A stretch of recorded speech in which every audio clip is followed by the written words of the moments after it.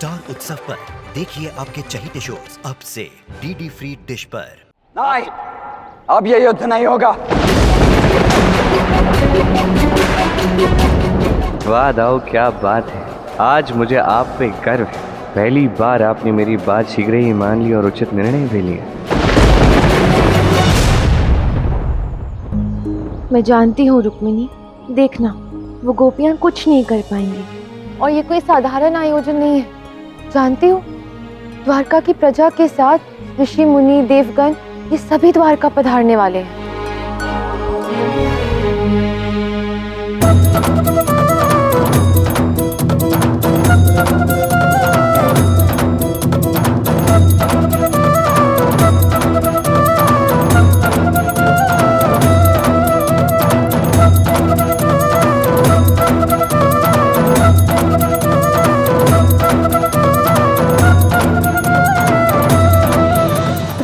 रुको। आप सब यहाँ क्या कर रहे हो? हम होने वाले भव्य आयोजन के लिए नृत्य का अभ्यास कर रहे हैं। और जानती हैं देवी राधा, हमें नृत्य कौन सिखा रहा है? कौन? स्वयं श्री कृष्ण। इस आयोजन के लिए श्री कृष्ण अत्यधिक उत्साहित हैं। नृत्य के साथ साथ संगीत भी स्वयं श्री कृष्ण ही गाएंगे। अच्छा, तो आपको क्या लगता है कि ये नृत्य गान करने से देवतागण प्रकट हो जाएंगे? जिस प्रकार हमने देवी देवताओं को आमंत्रित करेंगे, मुझे तो ऐसा लगता है कि अन्य देवी देवताओं के साथ महादेव भी अवश्य आएंगे। ये हार देख रही हैं? अतिथि के स्वागत के लिए स्वयं श्री कृष्ण ने अपने हाथ से बनाया है।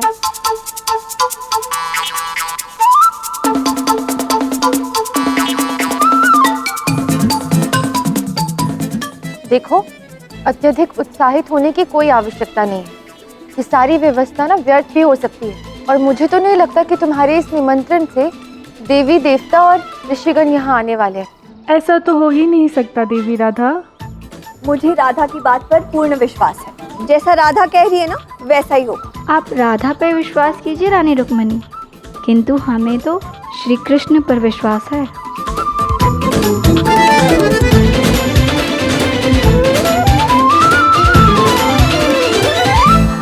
ताऊश्री, अभी तो आपने स्वयं ही युद्ध की घोषणा की थी। हाँ साहब, मैंने ही कहा था और अब भी मैं ही कह रहा हूं। उस बलदेव के बंधन में कोई साधारण पुरुष नहीं है। द्वारकाधीश श्री कृष्ण का पौत्र अनिरुद्ध है। वो वहां से स्वयं को मुक्त करने का कोई ना कोई मार्ग अवश्य खोज लेगा। वैसे भी मुझे तुम पर अभी तक पूर्ण विश्वास हुआ नहीं है और मेरा ये अनुभव कहता है कि तुम्हारी बातों में आकर मैं अपने ही यदुवंशी भाइयों से युद्ध नहीं कर सकता। इसीलिए मैं उस बलदेव को कल प्रातः तक का समय और देता हूं। किंतु बलराम जी, आपके इस निर्णय का परिणाम तो कुमार अनिरुद्ध को भुगतना पड़ेगा। तो क्या उत्तर देंगे आप श्री कृष्ण को? इसकी चिंता तुम्हें करने की आवश्यकता नहीं है सोमदेव। यदि उस बलदेव को ऐसा करना होता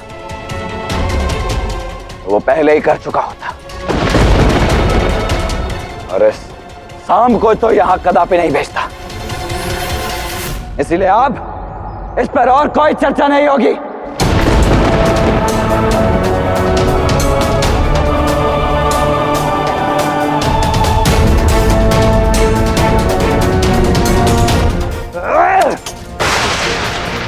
एक बार पूरा मेरी योजना ध्वस्त कर दी।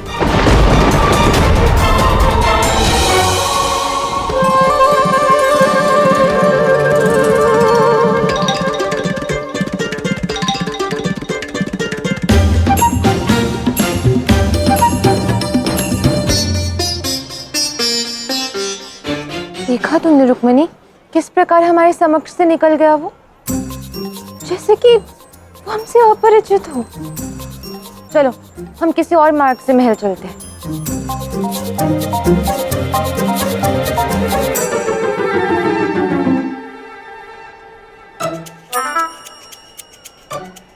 अरे आप तुम्हें यहाँ?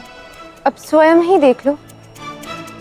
हम इसके पीछे जाते हैं तो ये हमें घुमाता है। अभी हमने इसे देखा नहीं ना, तो कैसे स्वयं हमारे सामने आ गया? मुझे नहीं पता तुम क्या कह रही हो, परंतु पुष्प देख के मुझे अच्छा लगा। देखो मैं भी कुछ लाया हूँ, एक तुम्हारे लिए और एक तुम्हारे लिए। क्या बात है, तुम अब भी मुझसे रुष्ट हो? तुमने आयोजन की सारी व्यवस्था गोपियों को क्यों सौंप दी?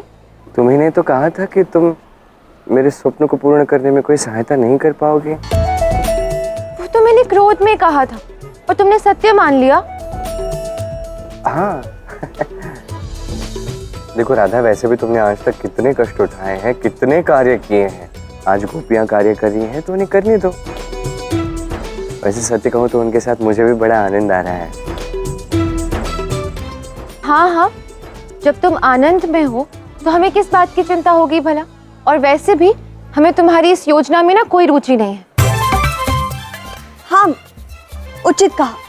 मुझे केवल इतना जानना है कि अनिरुद्ध कब लौटेगा। मुझे उसकी बड़ी चिंता हो रही है। वो किसी संकट में तो नहीं है ना? सत्य कहूँ तो अनिरुद्ध को आज न कल संकट का सामना करना ही था। वो कल के संकट के लिए आज अभ्यास कर रहा है। इतना निश्चित रूप से कह सकता हूँ मैं कि अनिरुद्ध जिस भी युद्ध में होगा, जिस भी संकट में होगा, विजयी होकर ही आएगा। और कल द्वारका में जब वो लौटेगा तो इस उत्सव के साथ साथ, इस आयोजन के साथ साथ उसके विजय का उत्सव भी हम मनाएंगे। क्यों राधा?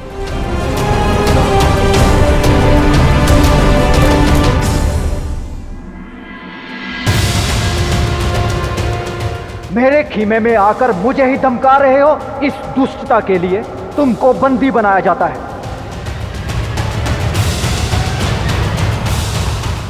कुमार, भोजन नहीं करोगे क्या?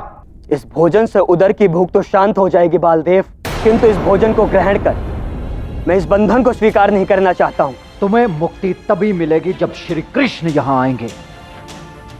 बालदेव से संधि का प्रस्ताव लेकर तुम और सांब आए क्यों? राज परिवार में इस प्रकार किसी एक पक्ष का साथ देना नहीं चाहिए और श्री कृष्ण को भी ज्ञात हो जाना चाहिए कि मेरे साथ अन्याय हुआ है। शांत हो जाओ बालदेव, तुमने एक शांति दूत को बंदी बनाकर पाप किया है और पितामह श्री कृष्ण यहाँ तुमसे बात करने नहीं, अपितु तुम्हें तुम्हारे पापों का दंड देने आएंगे। तुम्हारा विनाश निश्चित है बालदेव। यदि श्री कृष्ण ने मुझसे बात नहीं की तो यदुवंशियों में आपसी कलह का उत्तरदायी श्री कृष्ण ही होंगे। जो कार्य बात करके सुलझाए जा सकते थे, अब उसके लिए यदुवंशियों में युद्ध होगा।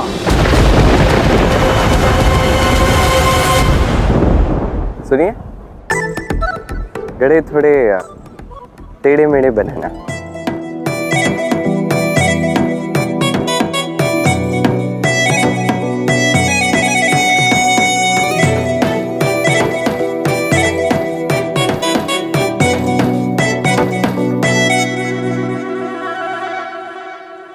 पता नहीं किस आयोजन को लेकर इतना उत्साहित है ये। हो ना हो, श्री कृष्ण गोपियों के द्वारका आने की खुशी में ही आयोजन आयोजित कर रहे हैं। मुझे भी ऐसा ही लग रहा है। सत्य ही कहा। वास्तव में गोपियों की सर्वश्रेष्ठ गोपी राधा के लिए ही तो आयोजन किया जा रहा है। चलो, राधा अष्टमी आने वाली, रिप्राण से प्रिय राधा का जन्म दिवस आ रहा है। वहां से जाते हैं जिसके लिए उसके प्रिय पुष्पों से समस्त द्वारका सजाई जा रही है, उसे स्वयं को ही स्मरण नहीं है। कैसी विचित्र बात है राधे।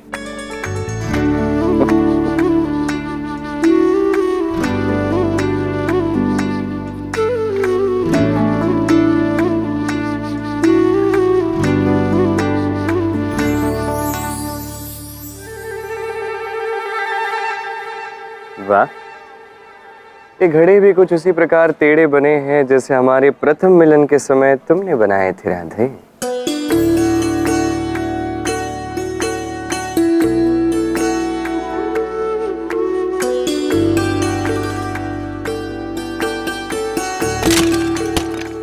तुम्हारी हर रुचि का ध्यान रख रहा हूँ मैं, बस तुम्हारा ही ध्यान नहीं है। अन्यथा ये साज सज्जा, ये रंग, ये पुष्प, ये सब देखकर तुम्हें ज्ञात हो ही जाता कि ये सारा आयोजन तुम्हारे लिए है, ये उत्सव तुम्हारा है राधा।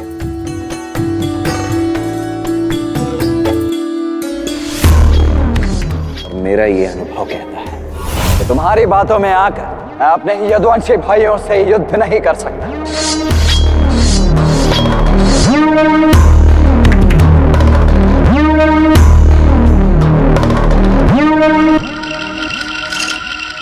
जिस तलवार को कुछ समय पहले तुमने क्रोध में फेंक दिया था, उसी को धार दे रहे हो सांब। क्रोध में तो व्यक्ति अपनी सद्बुद्धि और समझ दोनों स्वयं ही फेंक देता है। मुझे तो समझ में नहीं आ रहा है कि तुम्हारे मन में क्या चल रहा है। तुमने जैसा कहा मैंने वैसा ही किया। अब मेरे शत्रुओं का अंत कैसे होगा? बलराम जी ने तो युद्ध करने से मना कर दिया। ना ना ना ना, ये मत भूल, उन्होंने हमें मना नहीं किया है, अपितु उन्होंने हमें कल तक का समय दिया है। आगे क्या होने वाला है मुझे तो कुछ समझ में ही नहीं आ रहा है कुमार सांब। अब कल क्या होने वाला है ये तो मुझे ज्ञात नहीं। ताऊ श्री बलराम क्या करने वाले हैं, श्री कृष्ण क्या करने वाले हैं, ये भी मुझे ज्ञात नहीं है। किंतु हाँ, कल कुछ विशेष होने वाला है, मुझे इतना अवश्य ज्ञात है।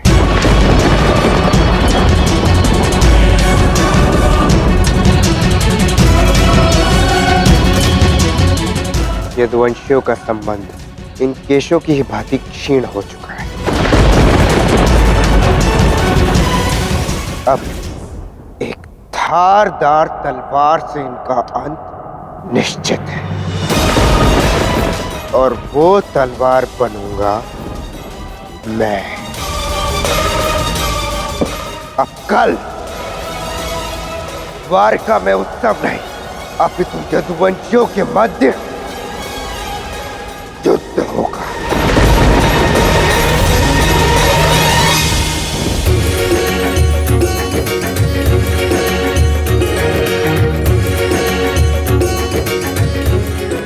हे गोपियों, आज श्री कृष्ण की सेवा छोड़ हमारे सम्मुख कैसे प्रस्तुत हो गई? देवगणों, श्री कृष्ण ने आप सबको निमंत्रित करने के लिए ये सुंदर पुष्पहार बनाया है। अति सुंदर, किंतु ये तो बताओ गोपी, ये निमंत्रण किस लिए है? कल द्वारका में एक विशाल उत्सव होने जा रहा है और आप सब उसमें आमंत्रित हैं। अवश्य, श्री कृष्ण ने हमें अपनी नगरी में बुलाया है तो हम अवश्य ही आएंगे।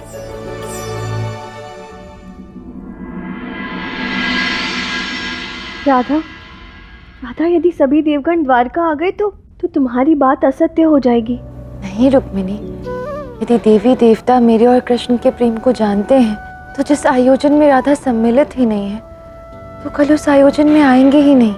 राधा, किंतु तुम चिंता मत करो, कृष्ण के प्रत्येक कार्य में सम्मिलित होने का अधिकार मेरा भी है और देवी देवता ये बात अवश्य समझेंगे, क्योंकि ये प्रेम का अधिकार मुझे स्वयं कृष्ण ने ही दिया है ना।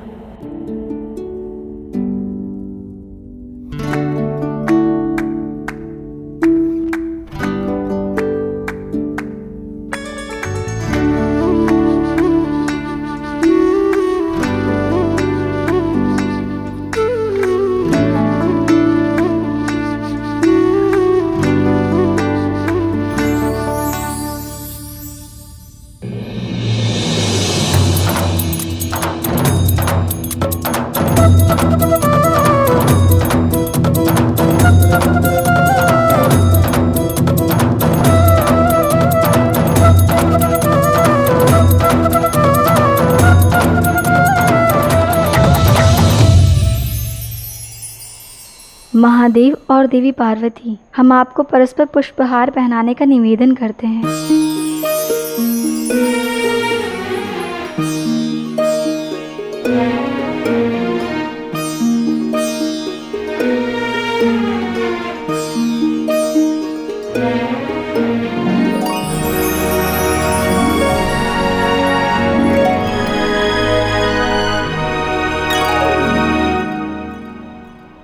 आज आप सभी गोपियों के यहाँ कैलाश में आकर रास करने से हमें भी रास का आनंद प्राप्त हो गया। महादेव, आप तो सर्वज्ञाता हैं। होने वाले इस उत्सव का कारण आप अवश्य जानते हैं। जानता हूँ, परंतु आप भी बताइए। श्री कृष्ण चाहते हैं कि आप सभी देवगण इस अवसर की शोभा बने, अतः आप उत्सव का निमंत्रण स्वीकार कीजिए। अपने आराध्य के निमंत्रण को भला उनका ये भक्त कैसे अस्वीकार कर सकता है? मैं अवश्य आऊंगा। हे देवी पार्वती, इस उत्सव का निमंत्रण स्वीकार करिए। क्षमा करना गोपी, मैं इस आयोजन में भाग नहीं लूंगी।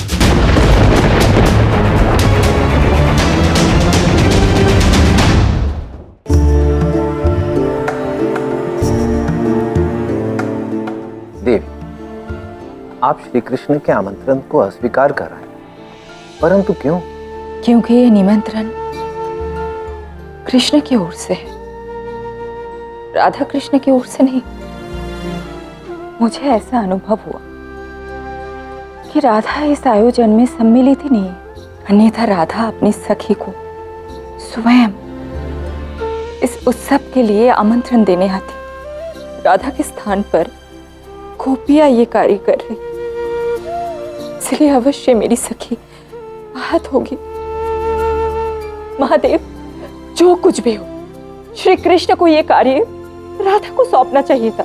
श्री कृष्ण ऐसा केवल इसलिए कर रहे जिससे कि देवी राधा का जन्म दिवस और अधिक भव्य और अधिक दिव्य रूप में आयोजित किया जा सके। महादेव, जो कुछ भी हो, यदि श्री कृष्ण ने मेरी सखी के हृदय को दुख पहुंचाया तो उन्हें मेरे रोष का भी सामना करना पड़ेगा। और हाँ महादेव, यदि आपको उत्सव में जाना है तो आप जाइए ना, मैं इस उत्सव में नहीं जाना चाहती। जिस समारोह के कारण मेरी गौरी अप्रसन्न हो जाए, उस समारोह में सम्मिलित होने की स्वीकृति उसका शिव भला कैसे दे सकता है? तुम अप्रसन्न हुई हो ना, अब मैं भी इस समारोह में सम्मिलित नहीं होऊंगा।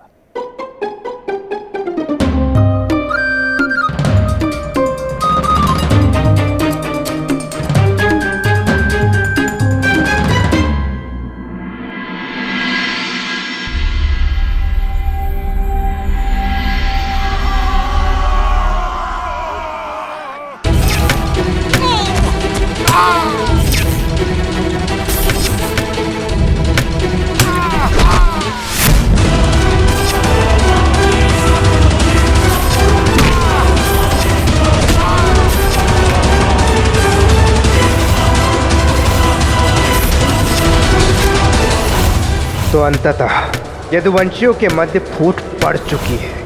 अब युद्ध होगा, अब द्वारकाधीश का अंत होगा, वासुदेव श्री कृष्ण का अंत होगा।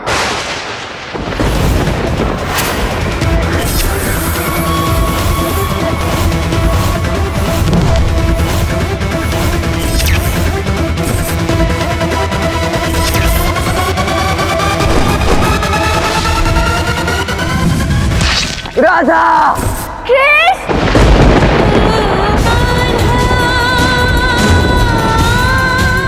कृष्ण, मैंने पुनः वो तो स्वप्न देखा।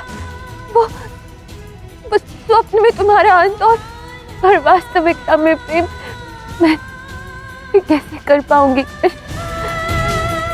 राधा, राधा क्या हुआ? तुम ठीक हो ना?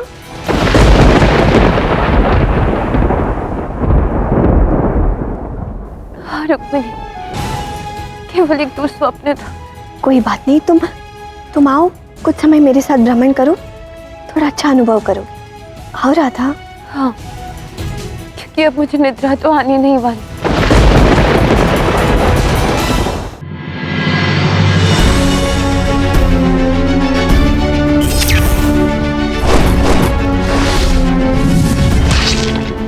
मेरे अंत का ये विचार जो तुम्हें आज वर्तमान में जीने नहीं दे रहा, उसके स्थान पर तुम ये क्यों नहीं सोचते कि आज के इस क्षण में तुम दोनों साथ, ये विचार ही औषधि है राधा। मेरी कही बात को स्मरण कर रही हो राधा, पर अब उस पर अमल भी करना है। देखो, ये साज सज्जा तुम्हारे लिए ही तो है।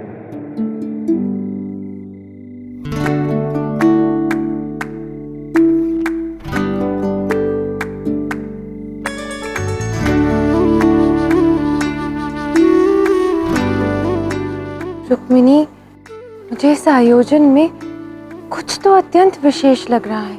नहीं राधा, मुझे तो ये साधारण सा ही कोई आयोजन लग रहा है। नहीं रुक्मिणी, यदि मेरे नेत्रों से देखोगी तो अवश्य ही तुम्हें ये अत्यंत विशेष लगेगा। कृष्ण ने अपना मन और समय लगाकर प्रत्येक व्यवस्था की है, और पता नहीं क्यों कृष्ण कल के आयोजन को लेकर इतने उत्साहित क्यों है।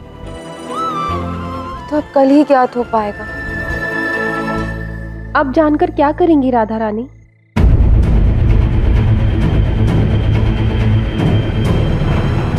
मैं इस आयोजन में भाग नहीं लूंगी। कल का आयोजन अब नहीं होगा।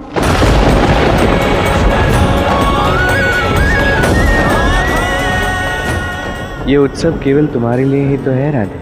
अब जब तक तुम स्वयं नहीं चाहोगी ये उत्सव नहीं होगा। निर्णय तुम्हारा है राधे।